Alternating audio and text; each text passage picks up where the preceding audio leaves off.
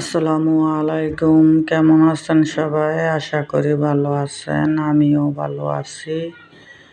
তো এই যে চলে আসলাম আপনাদের সাথে নতুন একটা ভিডিও নিয়ে।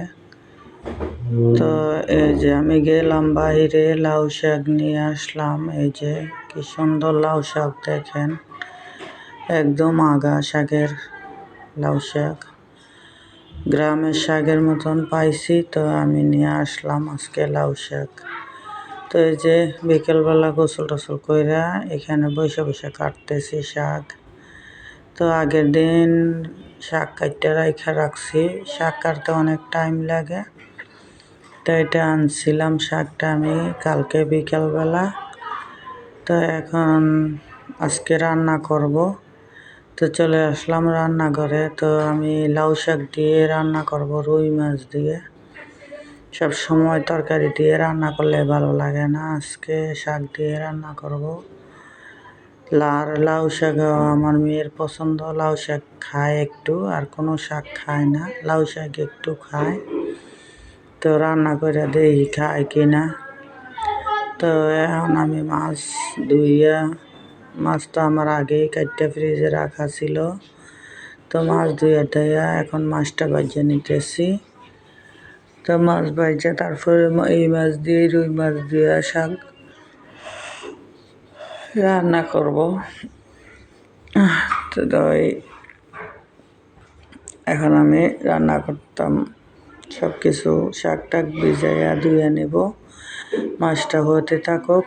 তো আমি শাক টাক ধুইয়া পেঁয়াজ টেয়াজ কাটতে নিই, তারপরে আমি শাক বসাইয়া দিব। তো এই ফাঁকে আমি শাক টাক ধুয়ে নিলাম, পেঁয়াজ কাটতে নিলাম। আর লাউ শাক তো শুকনো মরিচ দিব না বেশি, একটা কাঁচামরিচ দিয়ে রান্না করব। শাক আপনার গুঁড়ামরিচ দিলে রান্না করলে ভালো লাগে না, কাঁচামরিচ দিয়ে রান্না করলেই ভালো লাগে, আর কালারও সুন্দর লাগে দেখতে। গুঁড়ামরিচ দিলে কালারও নষ্ট হয়ে যায়। তা এখন আমি দিয়ে দিলাম পেঁয়াজটাকে ভাজা নিতেছি। তো পেঁয়াজ ভাজা শেষ, এই যে কাঁচামরিচ দিয়ে দিলাম আর পানি একটু সাথে একসাথেই দিয়ে দিলাম। এখন মশলাটা কষিয়ে নিব। আর দিয়ে দিলাম ঘরে আমার ব্লেন্ড করা রসুন, নামাইতে মনে নাই, শাকে রসুন বা না দিলে ভালো লাগে না। তা আস্তা রসুন আমি কয়েকটা দেশি রসুনের কোয়া দিয়ে দিলাম, আস্ত আস্ত খাইতে ভালো লাগবো কামড় পড়লে। শাকে রসুন দিলে বেশ সুন্দর ঘ্রাণ আয়ে। তো এখানে হলুদ দিয়ে দিলাম, মরিচ অল্প করে, ধনিয়ার গুঁড়া, লবণ দিয়ে দিলাম। এখন এটা কষায় নেব। আর কাঁচামরিচ তো আগেই দিয়ে দিলাম। তো এটা কষানি শেষ আমার, এখন শাকটা দিয়ে দেব।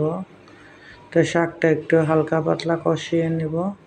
শাকের মধ্যে আবার 2টা আলু দিছি, আবার শুধু শুধু শাকে আবার ভালো লাগে না, আলু দিছি 2টা একসাথেই চিকন করে কাটতে দিয়ে লাইছি।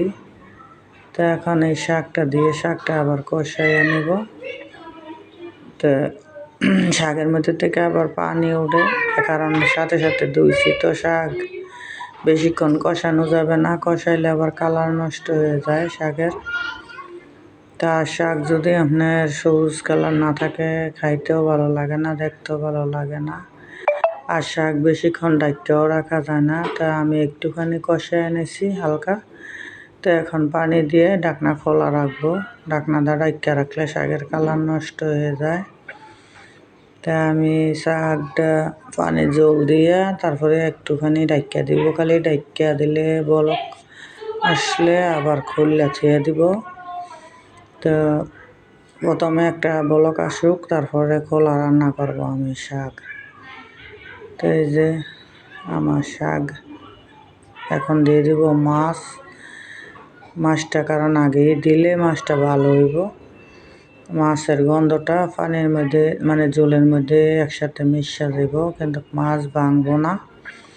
আর রুই মাছেও তো একটা টাকি মাছ দিলে ভালো লাগে, টাকি মাছের ঘ্রাণ অন্যরকম। টাকি মাছ, শোল মাছ দিয়ে ভাঙ্গা রানলে ভালো লাগে শাক। আমার বারবার হাই আসতেছে বয়স দিতে যেয়া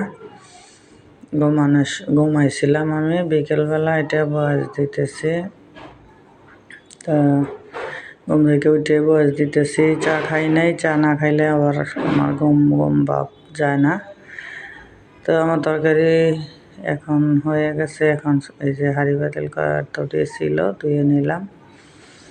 ধুয়েতে আজকে বিকেলবেলা আবার একটু দেখি নুডলস রান্না করব। নুডলস মেয়ের জন্য সেদিন টিকিয়া বানায়া ফ্রিজে রাখছিলাম। টিকিয়া ভাজবো কয়েকটা, সেদিন ভাজ্যা শুধু অল্প কয়টা ভাজ্যা আমরা খাইছিলাম, ছেলে ছিল না বাসায়। তা আজকে ভাজবো ভাজ্যা, ছেলেরও দিব, ছেলেও বাসায় আছে। এখন নুডলসটা রান্না করে নিই। এই ম্যাগি নুডলসের প্যাকেট 4 প্যাকেট নিয়েছি। এইটির মধ্যে বেশি একটা নুডলস থাকে না, অল্প। তো আমি এইখানে আলু টালু কিছু দিব না। তো আমি রান্না করব কাঁচা পাতাকপি দিয়ে, নুডলস দিয়ে। তো এখন নিয়ে গিয়ে দেখি আমি পাতাকপি ভাজি করে লাইছিলাম। তো এখন পাতাকপি ভাজি করে ফেলাইছি, এখন কি করব? তো এখন আমি ভাবছি যে একটু ভাজি দিয়ে দিব, কারণ পাতাকপি যেরকম আমি ভাজি করছি ওইটা ওরকম বেশি একটা সিদ্ধ করি নাই, হালকা কোনো রকম দিয়ে রান্না আর কি। বাঁধাকপি আবার বেশি সিদ্ধ করলে ভালো লাগে না, কালারও নষ্ট হয়ে যায়। তা আমি যেরকম ভাজি করছি সেরকম দেব, দেখবেন, আপনাদেরকে দেখাবো।